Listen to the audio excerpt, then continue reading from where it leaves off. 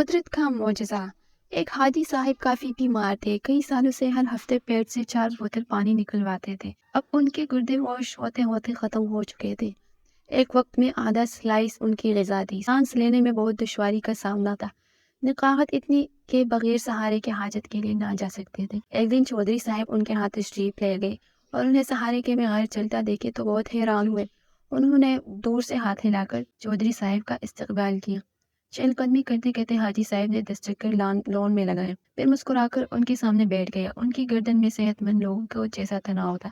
چودھری صاحب نے ان سے پوچھا کہ یہ معجزہ کیسے ہوا؟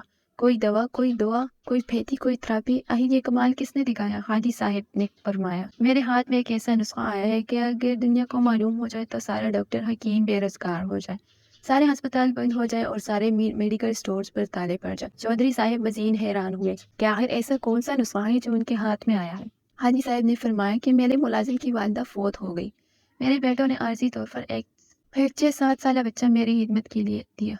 میں نے ایک دن بچے سے پوچھا کہ آخر کس مجبوری کے بنا تم اس عمر میں خدمت کرنا پڑی؟ بچہ پہلے تو خاموش رہا، پھر سسکیاں بھر کر بولا کہ ایک دن میں گھر سے باہر تھا، میری امی، ابو، بھائی، بہن سب سے لاب میں بہ گئی، میرے مال مویشی ڈور ڈنگے زمین پر رشتہ داروں نے قبضہ کر لیا۔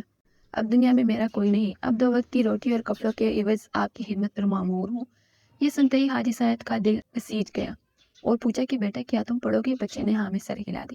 حاجی صاحب نے مینیجر سے کہا کہ اس بچے کو شہر کے سب سے اچھے اسکول میں داخل کراؤ۔ بچے کا دائر ہونا تھا کہ اس کی دعا نے اثر کیا اور قدرت مہربان ہو گئی۔ میں نے 3 سالوں کے بعد پیٹ بھر کر کھانا کھایا۔ سارے ڈاکٹر اور گھر والے حیران تھے۔ اگلے روز اس یتیم بچے کو ہاسٹل میں داخلہ دلوائے اور بغیر سہارت کے ٹوائلٹ تک چل کر گیا۔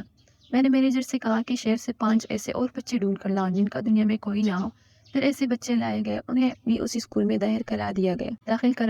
اللہ تعالیٰ نے فضل کیا اور آج میں بغیر سہارے کے چل رہا ہوں، سیر ہو کر کام پی رہا ہوں اور قہقہے لگا رہا ہوں۔ حاجی صاحب سینہ پھلا کر گلاب کی کیاریوں کی طرف چلے اور فرمایا، اب نہیں گروں گا جب تک کہ یہ بچے اپنے قدموں پر کھڑے نہیں ہو جاتے۔ حاجی صاحب گلاب کی کیاریوں کے قریب رک گئے اور ایک عجیب فکر زباں پر لائے۔ قدرت یتیموں کو سائے دینے والے درختوں کے سائے لمبے کر دیا کرتے ہیں۔